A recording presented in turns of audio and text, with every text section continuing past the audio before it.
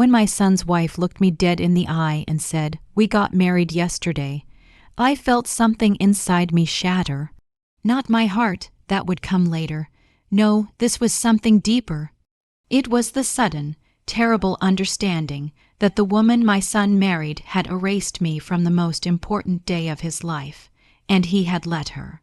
My name is Me, and this is the story of how I discovered that some betrayals don't happen in a single moment. They're built slowly, deliberately, brick by brick, until one day you look up and realize you've been walled out of your own child's life. Let me take you back to where this all started, because the truth is, I should have seen it coming. For 32 years, I'd been a mother. Being Jason's mom wasn't just part of my identity. It was the core of who I was. His father, my late husband Richard, passed when Jason was only 14. A heart attack, sudden and cruel, that left us reeling. I remember the funeral, watching my boy trying so hard to be strong, his shoulders squared but his hands shaking. After that, it was just the two of us against the world. I worked 2 jobs for years: administrative assistant during the day, weekend bookkeeper for a local restaurant at night.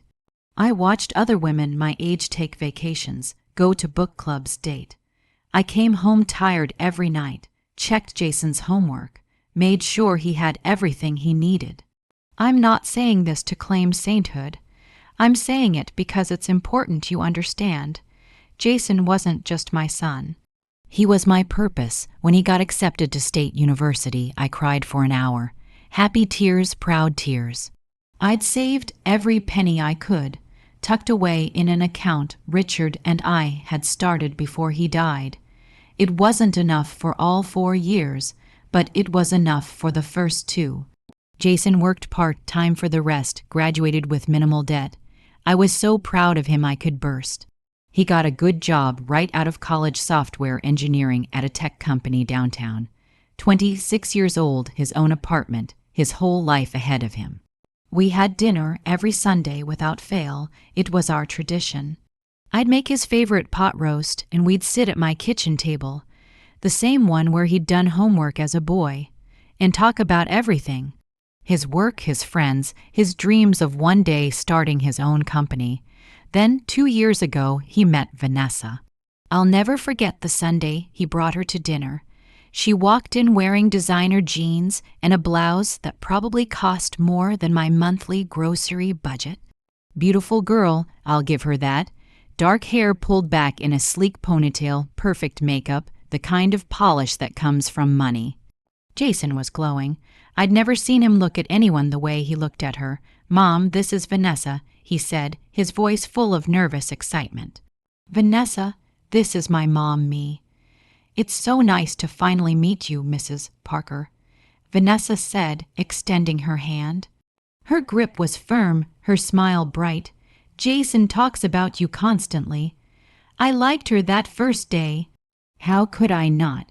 She complimented my home, said the pot roast was delicious, asked me questions about my life. She seemed genuinely interested when I told her about my work, about Jason growing up. She even looked at old photo albums and laughed at the right moments: Jason's gap, toothed school pictures, his awkward middle school phase. Looking back, I should have noticed when she subtly redirected conversations away from certain topics. When I mentioned Jason's father, she changed the subject within minutes. When I talked about our Sunday dinners, she smiled but said nothing. When I showed her the quilt I'd made for Jason when he was 10, she said, "That's sweet," but her eyes had already moved to something else. But I didn't notice. I was just happy my son was happy. They'd been dating for about 6 months when Jason told me they were moving in together. Vanessa had a condo in the new development across town. Her parents had bought it for her, he explained. It had 2 bedrooms, a gym in the building, underground parking. "That's wonderful, honey," I said, even though something in my chest tightened. "I'm happy for you." The Sunday dinners continued, but less regularly. Every other week became once a month. Jason was busy. They had plans. Vanessa's family was visiting. Always a reason. I understood young love, new relationship. I didn't want to be the overbearing mother. I gave them space, then, about a year ago, everything shifted. Jason called on a Tuesday evening, which was unusual. Our calls were usually Sundays. Mom, can we talk? He asked, of course, sweetheart, what's on your mind? I'm going to propose to Vanessa. My heart swelled. Jason, that's wonderful. I'm so happy for you. Have you picked out a ring? Actually, yeah. I used Grandma's diamond. I had it reset into a new setting. I hope that's okay. Tears stung my eyes. My mother's diamond ring, the one Richard had proposed with, that his father had proposed with before that. 3 generations. Oh, Jason, that's more than okay. That's perfect. She would have loved that. We talked for an hour about his plans. He was going to propose at the restaurant where they had their first date. He'd already made a reservation, planned to do it the next weekend. He sounded so excited, so nervous, so grown up. When Vanessa said yes, I was one of the first people he called. She loved it, Mom. She loved the ring. She said yes immediately. She's already calling her mom and her friends. His words tumbled over each other, joy spilling through the phone. Congratulations, sweetheart. I'm so happy for you. We want to come over this Sunday, talk about wedding plans. Is that okay? Of course. I'll make something special. I spent that week imagining, what kind of wedding would they want? I'd seen Mother of the groom dresses in store windows, started thinking about colors. I pulled out my old wedding planning books, yes. I still had them from my own wedding 34 years ago. I made notes, thoughts, ideas, not to impose, just to be helpful if they asked. That Sunday, they arrived together, Vanessa's engagement ring catching the light every time she moved her hand. We sat in my living room, tea and cookies on the coffee table. So, I said, unable to contain my smile, tell me everything. What are you thinking? Big wedding, small wedding. Have you thought about a date? Jason looked at Vanessa. She looked at him. Something passed between them, a silent communication I couldn't interpret. Vanessa spoke first. We're thinking something intimate, probably next fall. That gives us about a year to plan. That sounds lovely, I said. Do you have a venue in mind? My parents belong to a country club. Vanessa said, we're thinking of having it there. It's beautiful, overlooks the lake, and they give member discounts. That sounds beautiful, I said.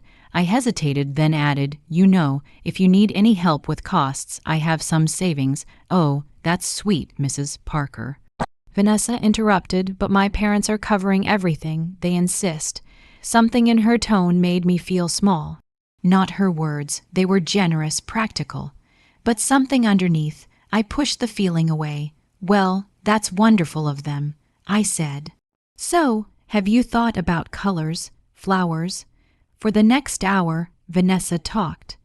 I say Vanessa because Jason mostly nodded and smiled while she described her vision. Blush pink and gold, roses and peonies, a string quartet for the ceremony, a 12-piece band for the reception. Inviting about 200 people, 200. I couldn't help but react. That's quite a lot. My family is large, Vanessa said, a slight edge to her voice. And we have a lot of friends. Of course, I said quickly. I was just thinking out loud. That'll be beautiful. As they were leaving, I hugged Jason tight. I'm so proud of you, I whispered. Thanks, Mom. Love you. Love you too, sweetheart. Vanessa gave me a polite hug, barely touching. Thank you for the tea, Mrs. Parker. Please call me Me.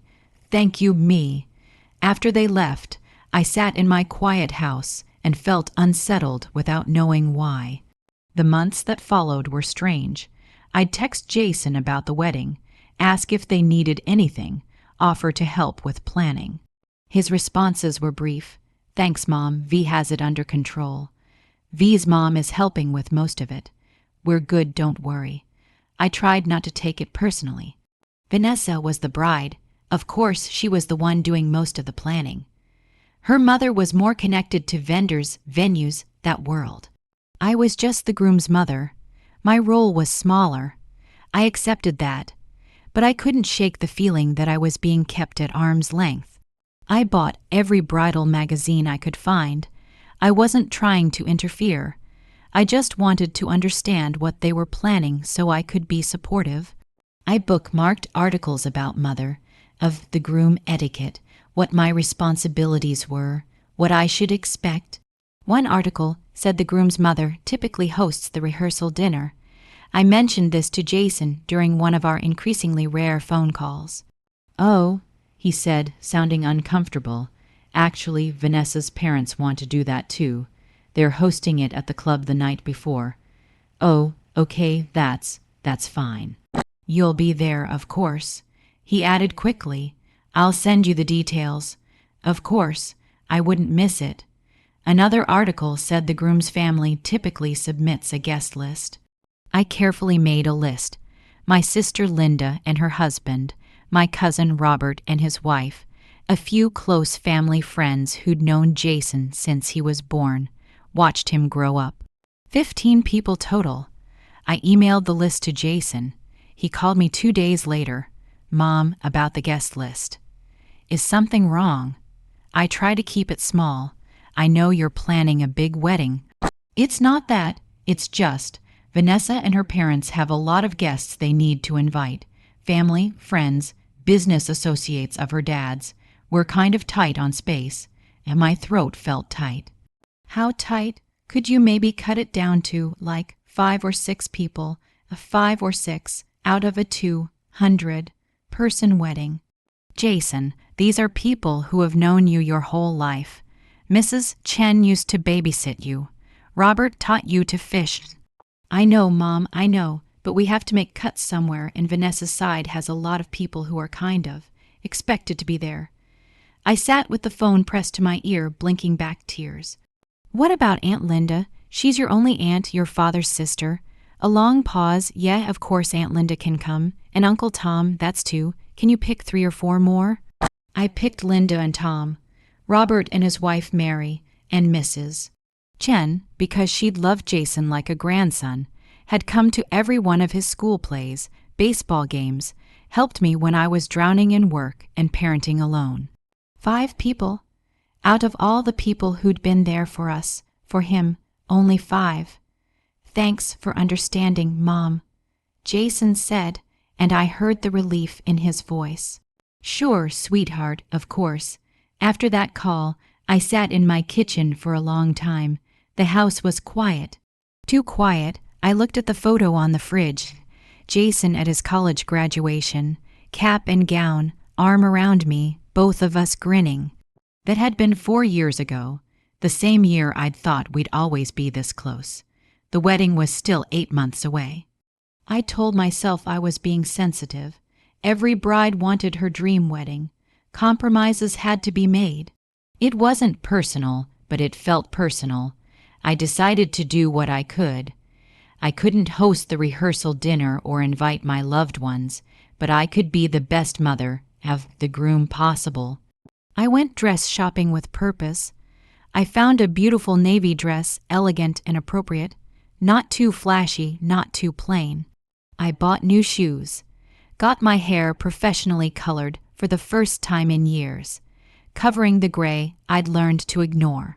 I reached out to Vanessa, asking if she wanted help with anything addressing invitations, organizing favors, anything at all. She texted back, "Thanks, but we've hired a wedding planner. She's got everything covered." I asked if we could get lunch, just the 2 of us, get to know each other better. After all, we were going to be family. She said she was swamped with wedding prep and work. Maybe after the wedding, when things calmed down. Every attempt I made to connect was met with a polite decline.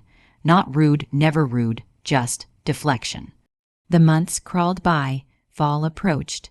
I received my invitation in the mail, formal, beautiful cream cardstock with gold lettering. "Mr. and Mrs. Robert Chen request the honor of your presence at the marriage of their daughter Vanessa Marie to Mr. Jason Richard Parker." I ran my fingers over the raised lettering, over Jason's name, my son, my boy. Getting married, the invitation came with a details card, ceremony at 4 p.m., cocktail hour at 5 p.m., dinner and dancing to follow. Black tie optional, adults only, no rehearsal dinner invitation, though Jason had said I'd get one. I texted him, "Hi honey, got the wedding invitation. It's beautiful. Haven't received the rehearsal dinner info yet." He called me an hour later. "Mom, hey, about that." My stomach dropped. "What's wrong?" "Nothing's wrong. It's just, the rehearsal dinner is really small. Just wedding party and immediate family." "I am immediate family." I know. I mean it's immediate, like parents and siblings, Vanessa's parents, her sister and brother, me, Vanessa, Jason, I'm your mother. The silence on the other end of the phone stretched so long I thought the call had dropped. "I know, Mom, Vanessa she really wants to keep it intimate, family style at a small restaurant. There's literally only going to be 8 of us. I raised you by myself for 18 years. My voice came out harder than I intended. I heard him exhale. "This is Vanessa's day, Mom. I'm trying to make her happy." "What about making your mother happy?" The words hung in the air, sharp and bitter. I regretted them immediately, but couldn't take them back. "I'm sorry," Jason said quietly. "I really am. But this is how it has to be." "Fine," I said, my throat burning. "Fine." We hung up. I sat on my couch, the phone in my hand, and let myself cry. Not loud, dramatic sobs. Just quiet tears sliding down my face. The kind that come when you're too tired to fight them anymore. I told myself it was one dinner, one night. The wedding was what mattered. I'd be there for that. I'd watch my son get married. I'd dance with him during the mother-son dance. I'd be part of the celebration. That was enough. It had to be enough. The week before the wedding, I called Jason to confirm details. When was I supposed to arrive? Was there anything I needed to bring? Any special instructions? He sounded distracted. Ceremony starts at 4. Get there around 3:30, I guess. Okay, and photos. Am I needed for family photos before the ceremony? Oh, they're doing the first look thing. Photos before just the wedding party. What about family photos? They'll do those during cocktail hour, I think. Vanessa's got a whole schedule worked out with the photographer. Okay, just let me know where to be and when. Yeah, definitely. Hey Mom, I gotta go. Meeting in 5. Okay, love you too. The night before the wedding, I couldn't sleep. I laid out my dress, my shoes, my jewelry. Navy dress, pearl earrings, the delicate gold bracelet Richard had given me for our 10th anniversary. I wanted to look put together, dignified. I wanted Jason to be proud. I set 3 alarms, terrified of oversleeping.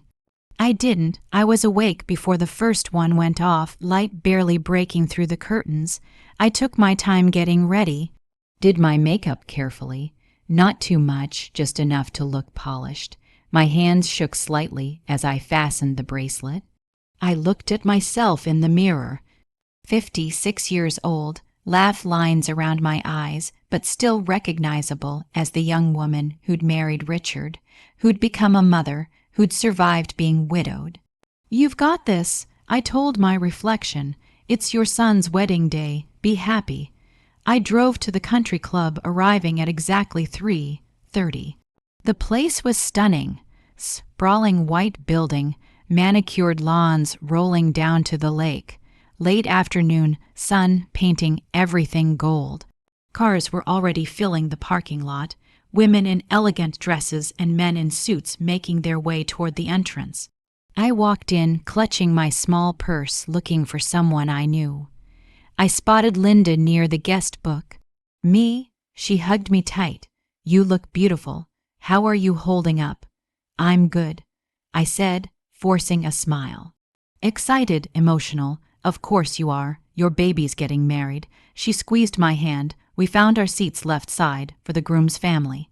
5th row back. I'd expected front row, but when I saw that the first 4 rows were marked reserved, I didn't question it. Probably for Vanessa's extended family. The ceremony was beautiful. I'll give them that. The setting overlooked the lake. chairs arranged in neat rows with an aisle down the middle, scattered with rose petals. A white arch covered in flowers stood at the front, backlit by the setting sun. When Jason walked out with the officiant and his best man, my breath caught. He wore a black tuxedo, hair neatly styled, looking so grown up, so handsome, so much like his father it hurt. Then the music changed, and Vanessa appeared at the back of the aisle on her father's arm. The guests stood.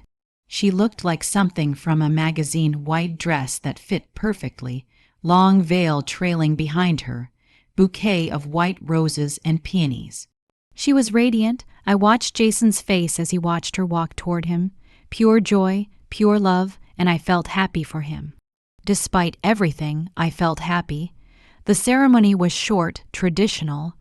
They exchanged vows, exchanged rings, kissed as the guests applauded. I clapped until my palms hurt, tears streaming down my face. My son was married. As they walked back down the aisle together, Jason's eyes found mine for just a moment. He smiled, and I smiled back, hoping he could see how proud I was. After the ceremony, guests filtered toward the cocktail area. I hung back, waiting. Jason had said family photos during cocktail hour. I wanted to be ready. I saw the photographer gathering people: Vanessa, Jason, Vanessa's parents, her sister, her brother. They posed by the lake, the setting sun behind them. I stood at a distance waiting for my turn. They took dozens of photos. Different groupings, different poses. Vanessa with just her parents. Jason with Vanessa's parents. The whole family laughing together.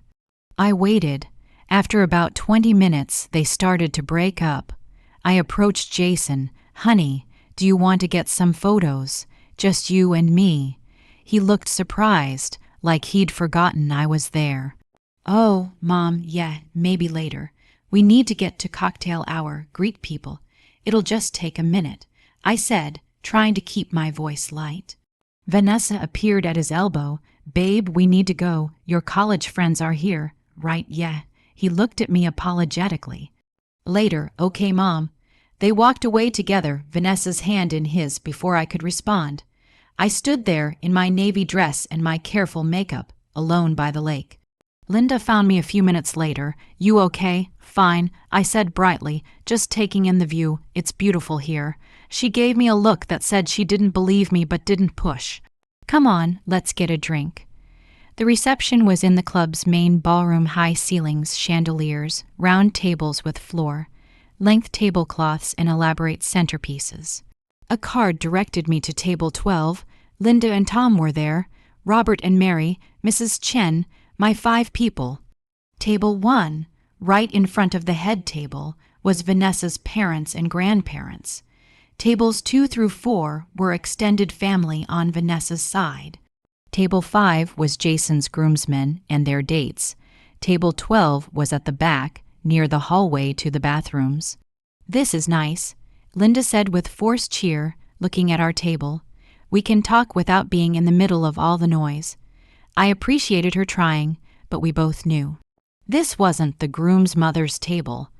This was where they'd put the people they had to invite, but didn't want front and center. Dinner was served: salad, choice of chicken or fish, vegetables, bread. Everything tasted like cardboard in my mouth, but I ate, smiled, made small talk. Mrs. Chen told stories about Jason as a little boy.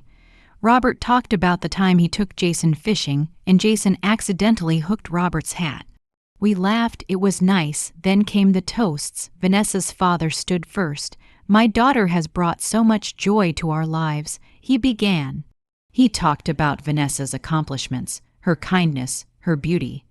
He welcomed Jason to the family, said how lucky they were to have found each other. It was warm, heartfelt, perfect. Everyone applauded.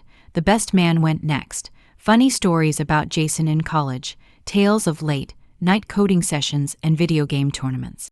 Everyone laughed. Jason looked embarrassed but happy. The maid of honor, Vanessa's sister, spoke about growing up with Vanessa, about their bond, about knowing Jason was the one when she saw how he looked at her sister. More applause, more laughter, more tears. I waited. Traditional wedding etiquette. I'd read it in every article. Said the groom's mother sometimes gave a toast, or at least said a few words. I waited for someone to call on me, to hand me the microphone, to give me a chance to tell the room how proud I was, how much Jason meant to me, how I welcomed Vanessa to our small family. The DJ announced dinner service would continue, and the toasts were over. I sat there, stunned, not a word. Not an acknowledgement, not a single mention of the groom's family, his mother, his late father. Linda reached over and squeezed my hand under the table. "I'm sorry," she whispered. I squeezed back, blinking hard. "It's fine." But it wasn't fine, and we both knew it. The DJ started playing music. Couples filled the dance floor. I watched Jason and Vanessa sway together for their first dance, and despite everything, they looked happy. That was something. Then came the father-daughter dance, Vanessa and her father, elegant and practiced. A photographer circled them, capturing every angle. Then the DJ announced, "And now the mother-son dance, finally." Finally, my moment. I stood up, smoothed my dress, started to walk toward the dance floor. Jason stood from the head table and extended his hand to Vanessa's mother. I froze mid-step. The DJ voice came through the speakers. Jason asked his new mother-in-law for this special dance to welcome her to his family. The room applauded. Vanessa's mother, looking elegant and gracious, took Jason's hand, and they danced to "What a Wonderful World." I stood there, halfway between my table and the dance floor, as my son danced with someone else's mother on what should have been one of the most special moments of my life. Linda was suddenly at my elbow, gently guiding me back to my seat. "Come on, honey, sit down." I sat. My legs wouldn't have held me much longer anyway. Linda started, but I held up my hand. "Don't, please, I can't. I just can't right now." I watched the dance. Watched Vanessa's mother laugh at something Jason said. Watched them turn gracefully, like they'd practiced. Watched the photographer capture every moment. When the song ended, they hugged. The room applauded. Jason kissed Vanessa's mother on the cheek. He didn't look at me, didn't even glance in my direction. I excused myself, walked calmly to the bathroom, locked myself in a stall, and let myself cry as quietly as possible. Deep breaths, paper towels under cold water pressed to my eyes. Pull yourself together, me. You can fall apart later. Not here, not now. When I came back, dancing had fully started. I returned to my table, told Linda I wasn't feeling well. Might leave early. "I'll come with you," she said immediately. No, stay, enjoy yourself. I need to go home." I gathered my purse, gave her a quick hug, waved to the others at the table. I walked toward the exit, past the dancing couples, past the elegant centerpieces, past the life-size photo of Jason and Vanessa displayed on an easel. I was almost to the door when I saw Jason near the bar. Our eyes met. He said something to the person he was talking to and walked over. "Mom, you leaving?" "Yes, I have a headache. It's been a long day." "Oh, okay." He looked uncomfortable. Thanks for coming, like I was a distant relative or a coworker, not the woman who'd given him life, raised him alone, sacrificed everything. "Congratulations, Jason. I hope you're very happy." I hugged him. He hugged back, but briefly, his arms loose. When we pulled apart, he was already looking past me, scanning the room. "Love you, Mom. Love you too." I walked out into the cool evening air and didn't look back. I cried the entire drive home. Not safe driving, I knew, but I couldn't stop. Great, gasping sobs that came from somewhere deep inside.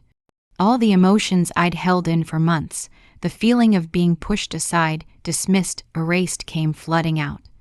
When I got home, I kicked off my shoes, peeled off my dress, and collapsed on my bed in my slip. I cried until I had nothing left, until my eyes were swollen and my throat was raw. Then I got angry.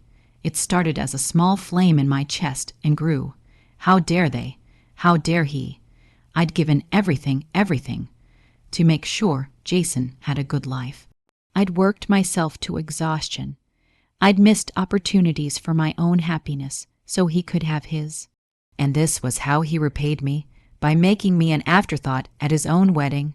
I wanted to call him, scream at him, demand an explanation, demand an apology, but I didn't, because some part of me, even in my anger and pain, knew that this wasn't entirely Jason's doing. It was Sunday night, technically Monday morning, nearly 1 a.m., when I finally turned on my phone. I'd turned it off at the wedding. 23 notifications, texts from Linda, Robert, Mrs. Chen, all checking on me. 1 text from Jason, hope you got home safe. I didn't respond to any of them. I turned the phone back off and went to sleep. The next few days were a blur. I called in sick to work, first time in 3 years. I stayed in bed, only getting up to use the bathroom or force down some toast. Linda came by Tuesday evening, and I pretended I wasn't home. I wasn't ready to talk about it yet. By Thursday, the initial pain had hardened into something else. Determination, maybe, or just the instinct to survive. I got up, showered, went back to work. My coworkers asked about the wedding. I smiled and said it was beautiful. I showed them the 2 photos I'd managed to take on my phone, one of the ceremony from my seat, one of the reception hall. They oohed and awed appropriately. I didn't mention the mother-son dance or the lack of photos with my son, or the table at the back of the room Jason called Sunday afternoon, a week after the wedding. They were back from their honeymoon in Hawaii. Hey Mom, just wanted to check in. We got back last night. That's nice. How was the trip? Amazing. The resort was incredible. The beaches, you would have loved it. An awkward pause. Mom, are you okay? You sound off. I'm fine, just tired, long week at work. Another pause. I feel like you're upset with me. I closed my eyes. Here was my chance. I could tell him everything, how hurt I was, how excluded I'd felt, how the wedding had been one of the most painful days of my life. No, honey, I'm not upset. I'm happy for you. Why did I say that? Pride, maybe, or fear that if I told him the truth, it would create a rift I couldn't repair. That I'd lose him completely instead of just partially. Okay, good, I know the wedding was kind of hectic. I felt like we didn't get much time to talk. These things are always hectic. Don't worry about it. Vanessa and I want to have you over for dinner soon, once we get settled. That would be nice. Love you, Mom. Love you too. I hung up and sat in my quiet house, wondering when I'd become someone who lied to her own child to avoid conflict. The dinner invitation came 3 weeks later. They'd moved into a new house, Vanessa's parents' wedding gift, Jason explained. It was in an upscale neighborhood across town, one of those developments where every house looked like it cost at least $500,000. I drove there on a Saturday evening, a bottle of wine in hand. A nice one, $30 more than I usually spent. The house was beautiful, 2 stories, modern design, everything pristine. Vanessa answered the door in designer casual clothes, expensive yoga pants, and a silk top. Me, come in. She gave me a quick hug, kisses near my cheeks. Let me give you a tour. The house was immaculate. Hardwood floors, granite countertops, furniture that looked like it came from catalogs I couldn't afford to order from. Everything matched, everything looked deliberate. This is beautiful. I said honestly, thank you. My mom helped with most of the decorating. She has such an eye for this stuff. We sat down for dinner. Grilled chicken, quinoa salad, roasted vegetables. Healthy, trendy, exactly what I'd expected. Jason talked about work. Vanessa talked about her job in marketing. I asked questions, showed interest, played the role of pleasant dinner guest. So, Vanessa said as we cleared plates, we wanted to talk to you about something. My stomach tightened. Okay, Jason and Vanessa exchanged a look. He nodded at her. She took a breath. We've decided we want to start fresh with our family traditions. As a married couple, I waited. Sunday dinners have always been your thing with Jason, and we think that's sweet. But we'd like to start our own tradition. Maybe a monthly dinner, rotating between both sets of parents, monthly. Not weekly, not even every other week, monthly, and rotating meaning I'd see them every other month. I see, I said carefully. It's just we're building our own life now. Jason added, we need space to figure out who we are as a couple, of course, I heard myself say. That makes sense. We knew you'd understand, Vanessa said, smiling. You're always so understanding. Was I? Or was I just too afraid of losing my son completely to fight for him? Asterisk asterisk 50, 00, asterisk asterisk, the months that followed established a pattern. I saw Jason and Vanessa every other month, if that. The dinners were pleasant but superficial. We'd eat, talk about surface-level things, and then they'd have some excuse for why I needed to leave early morning, plans with friends, tired from work. I tried to accept it. This was normal, I told myself. Adult children grew up, started their own families, pulled away. It was healthy, natural, but it didn't feel natural. It felt like being slowly erased. Then in February, 4 months after the wedding, my sister Linda called with news. I need to tell you something, and you're going to be upset. What's wrong? Is everyone okay? Everyone's fine. It's just, Robert saw Jason and Vanessa last weekend at the hardware store. Okay, with Vanessa's parents. They were picking out paint colors. Jason mentioned they're redoing the guest room as a nursery. The world tilted. What? I'm sorry, me. I thought you should know. I told Robert he must have misheard, but he was sure. And nursery. He said nursery. Yes. I hung up, my hands shaking, called Jason immediately. It went to voicemail. Jason, it's Mom.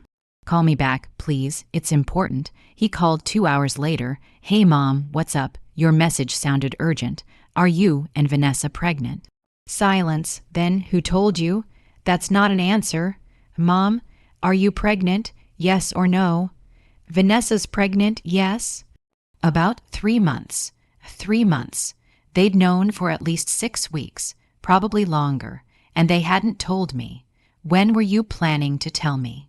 We were waiting until the second trimester, until we were sure everything was okay. You've told Vanessa's parents. Another pause. They live closer. They've been at the house. It kind of came up. I'm your mother. I know. I'm sorry. We were going to tell you at dinner next month, 4 weeks away. I was supposed to find out I was becoming a grandmother at a scheduled dinner, probably over dessert, like afterthought. I have to go. I said, Mom, don't be like this. I hung up. That night, lying in bed, I made a decision. I couldn't keep doing this. Couldn't keep letting them push me further and further to the margins of my son's life. I deserved better, and my future grandchild deserved a grandmother who was present, who mattered, who wasn't treated like an obligation. I needed to understand what had happened when Jason had changed, or maybe, and this was the thought that kept me awake, he hadn't changed at all. Maybe I'd been slowly pushed out, and he'd simply let it happen.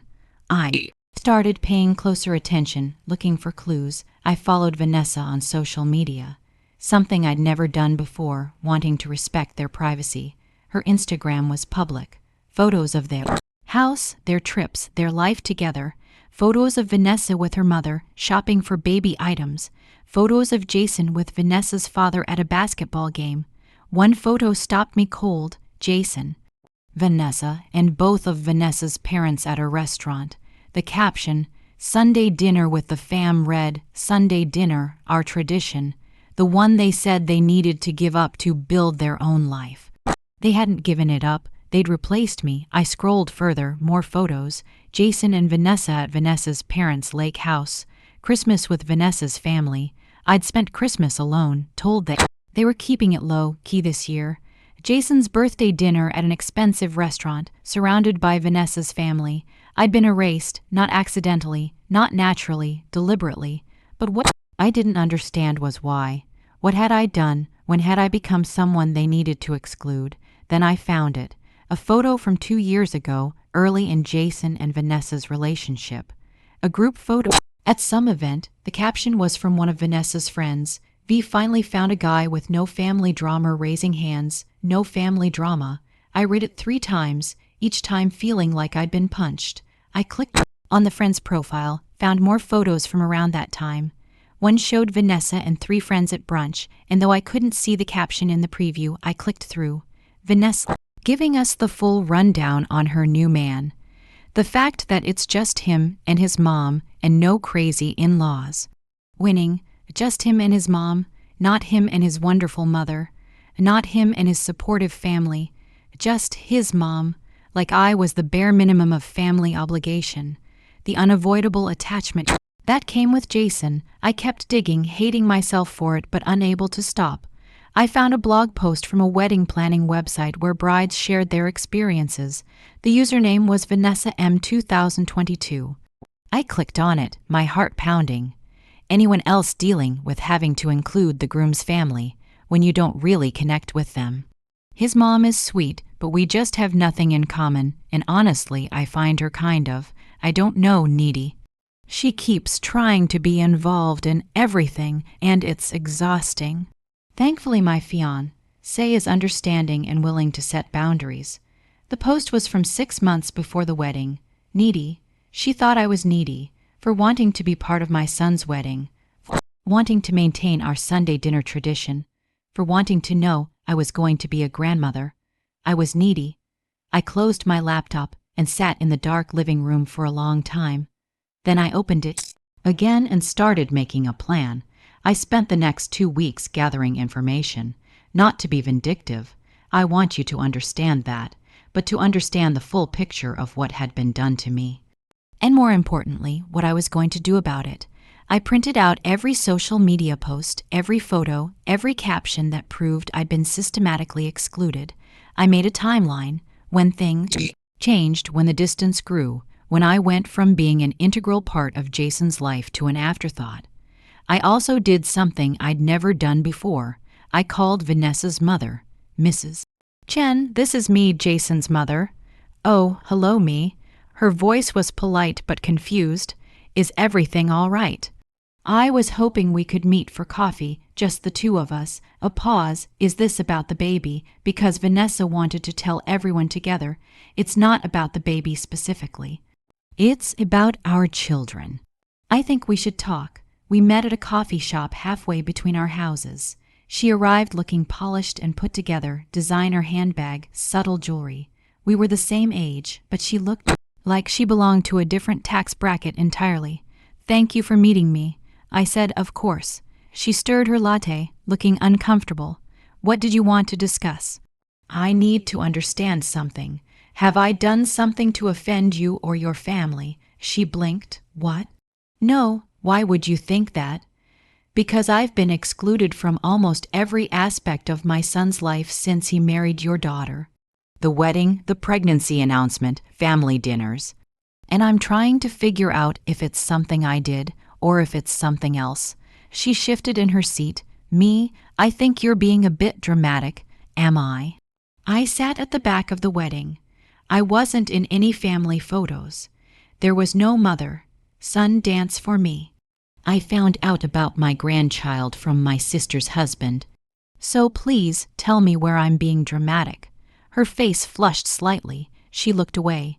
Vanessa is very particular about her family dynamic. What does that mean? It means she grew up in a certain way, with certain expectations about how family operates. She's close with us, very close. And she wants to build that same kind of closeness with Jason, by excluding his mother. It's not about excluding you. It's about them establishing their own family unit, with you in it, but not me. She didn't answer. Did Vanessa tell you what to say to me? I asked quietly, or are these your own words? Her jaw tightened. I think this conversation is becoming unproductive. I think it's very productive. I'm learning exactly what kind of family my son has married into. She stood up. I need to go. One more question. I said, the rehearsal dinner that I wasn't invited to. The family photos I wasn't included in. The Sunday dinners that somehow continued after Jason told me they had to stop. Were you aware of all of that? Vanessa handles her own relationships. And you said nothing. It didn't occur to you that maybe the groom's mother should be at the rehearsal dinner. That was Vanessa and Jason's decision. Jason is my son. He would never have excluded me like that on his own. She convinced him to do it. You don't know what you're talking about. I know exactly what I'm talking about. Your daughter decided I wasn't good enough for her perfect life, and she's systematically removing me from my son's world. And you've helped her do it. She grabbed her purse. I don't have to listen to this. No, you don't. But you'll remember this conversation. Because when your grandchild grows up and asks about their other grandmother, you'll have to explain why I'm not around. And it won't be because I didn't try. She walked out without another word. I sat there, my coffee going cold, and felt something shift inside me. I'd spent months being passive, understanding, accommodating, hoping that if I just stayed quiet and didn't make waves, I'd eventually find my way back into Jason's life, but I'd been going about it all wrong. It was time to speak up. I called Jason that evening. I need to talk to you, in person, just you and me. Mom, is this about the pregnancy thing? I said I was sorry. It's about a lot of things, and I need you to hear me. Can you come over tomorrow? He hesitated. I'd have to check with Vanessa.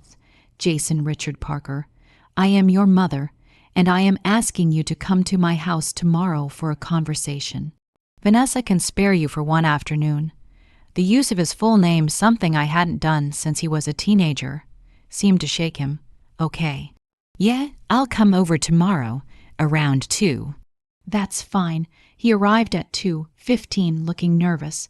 I had coffee ready, cookies I'd baked that morning, his favorites, chocolate chip, the recipe I'd used since he was 6. We sat in the living room, the same room where we'd had hundreds of conversations, where I'd helped him with homework, where we'd watched movies together, where I'd told him his father had died. Mom, what's going on? You're scaring me a little. I'm not trying to scare you. I'm trying to have an honest conversation with you, and I need you to listen. Really listen. Can you do that? Of course. I took a breath. When you were 14 and your father died, I made you a promise. Do you remember? He frowned, thinking. You said we'd be okay. I said we'd always be a team, that it was you and me against the world, and we'd take care of each other. Do you remember that? Yeah, I remember. I kept that promise, Jason. Every day for the last 18 years, I kept that promise. I worked myself to exhaustion to make sure you had everything you needed. I gave up dating, traveling, opportunities for my own happiness so you could have yours. And I don't regret any of it, because you're my son and I love you. But somewhere along the way, you stopped keeping that promise. Mom, let me finish. Please, he nodded, looking uncomfortable. I don't recognize the person you've become. The Jason I raised would never have excluded his mother from his rehearsal dinner. He would never have danced with his mother-in-law instead of me at his wedding. He would never have told me about my grandchild as an afterthought. The Jason I raised knew that family meant showing up for each other, honoring each other, making each other feel valued. Tears were sliding down my face, but my voice stayed steady, and I need to know what happened to that Jason. When did you decide I wasn't worth fighting for? When did you decide Vanessa's comfort was more important than your mother's heart? He stared at his hands. I didn't decide that. Then what happened? A long silence. When he finally spoke, his voice was quiet. Vanessa said you made her uncomfortable. How? She said you were always asking questions, trying to be involved in things that it felt like you were. Hovering, I was trying to build a relationship with my future daughter-in-law. She saw it differently. She said it felt intrusive. So instead of talking to me about it, setting boundaries, communicating like adults, you both decided to just push me out completely. It wasn't like that. Then what was it like, Jason? Explain it to me. Because from where I'm sitting, it looks exactly like that. He ran his hands through his hair, frustrated. Mom, you don't understand what it's like. Vanessa's family is different. They're close in a different way, and she wanted us to be part of that. She wanted me to be close with her parents, at my expense. No, not at your expense, just in addition to you. Except it wasn't in addition to me. It was instead of me. You have Sunday dinners with them. You spend holidays with them. You go on trips with them. When do you make time for me, Jason?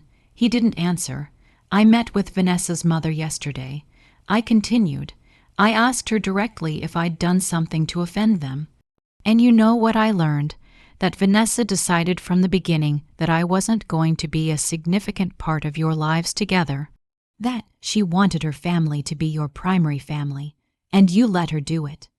That's not fair, isn't it? Tell me one time in the past year that you stood up for me. One time you said to Vanessa, my mother deserves better than this. Just one time. Silence. You can't, can you? He looked miserable. I was trying to keep everyone happy. At my expense. You kept everyone happy at my expense. And that breaks my heart, Jason, because I raised you to be better than that. So what do you want me to do? His voice rose, defensive now. You want me to choose between you and my wife. I want you to include both of us.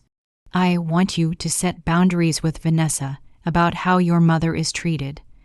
I want you to tell her that excluding me from family events isn't acceptable. I want you to be my son again, not just Vanessa's husband. You're asking me to go against my wife. I'm asking you to honor your mother. There's a difference. He stood up. I need to go. Running away isn't going to solve this. I'm not running away. I just need to think. Fine. Think, but while you're thinking, I want you to consider something. In 7 months, you're going to have a child. And you're going to love that child more than anything in the world.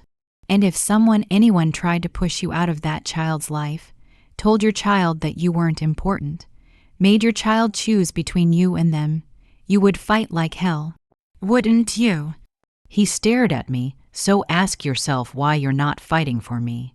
He left without saying goodbye. I didn't hear from Jason for 3 weeks, the longest we'd gone without speaking since he was born. I won't lie, it was agony. I questioned whether I'd done the right thing, whether I should have just stayed quiet, accepted my place on the margins, been grateful for whatever scraps of attention they threw my way. But every time I started to doubt myself, I remembered that photo caption, no family drama. I wasn't family drama, I was his mother, and I deserved to be treated like it. Finally, on a Tuesday evening, my doorbell rang. I opened it to find Jason standing there, looking exhausted. Can I come in? Of course. We sat in the living room again. He looked like he hadn't slept in days. I've been doing a lot of thinking. He started. About what you said. About the wedding and the pregnancy and everything. I waited, and I talked to Vanessa, really talked to her. About how we've been treating you. And she didn't like the conversation. She said you were causing problems trying to come between us. My heart sank, but he continued, and his voice was firmer now. I told her that wasn't true. That you were right, that I've let you be pushed aside, and it's not okay. That you're my mother, and you're going to be my child's grandmother, and you deserve respect and inclusion. I held my breath. She didn't take it well. We've been fighting for 3 weeks. She threatened to go stay with her parents. She said I was choosing you over her, Jason. But I realized something, Mom. You asking me to treat you with basic decency isn't making me choose. Vanessa demanding that I exclude you, that's making me choose. And it's not a choice I should have to make. Tears blurred my vision. Oh, sweetheart, I'm sorry. I'm so sorry. For the wedding, for the pregnancy announcement, for the dinners, for all of it. You were right. I let it happen. I was so caught up in being a good husband that I forgot how to be a good son. I reached across and took his hand. Thank you for saying that. I told Vanessa things have to change. That you're going to be at family dinners, both hers and ours. That you're going to be involved with the baby. That we're going to take family photos that include you. That this is non-negotiable. How did she respond? She's not happy, but she agreed. I think she finally realized I was serious. I don't want to cause problems in your marriage. You're not. The problem was already there, I was just ignoring it. And I can't do that anymore. We talked for 2 hours, really talked like we hadn't in years. He told me how Vanessa had slowly isolated him from me, always with reasonable sounding excuses. How he'd gone along with it because it seemed easier than conflict. How he'd convinced himself that this was just normal, that married people prioritized their spouse's family. But even saying it out loud, I know it's not right. He admitted, balance is right, inclusion is right. What we were doing wasn't. Before he left, he hugged me tight, a real hug, the kind that said I'm sorry, and I love you, and I'm here. We're having dinner this Sunday, he said, at our house. Just the 3 of us. Will you come? I'd love to. The Sunday dinner was awkward. Vanessa was polite but stiff, clearly unhappy with the new arrangement, but Jason held firm. He asked about my week, included me in conversations, made it clear I was welcome. It wasn't perfect, but it was a start. Over the next few months, things slowly improved. I started getting regular updates about the pregnancy. I went to a doctor's appointment with them. I helped set up the nursery, not taking over, just being included. When my granddaughter was born in September, I was at the hospital. I held her within an hour of her birth.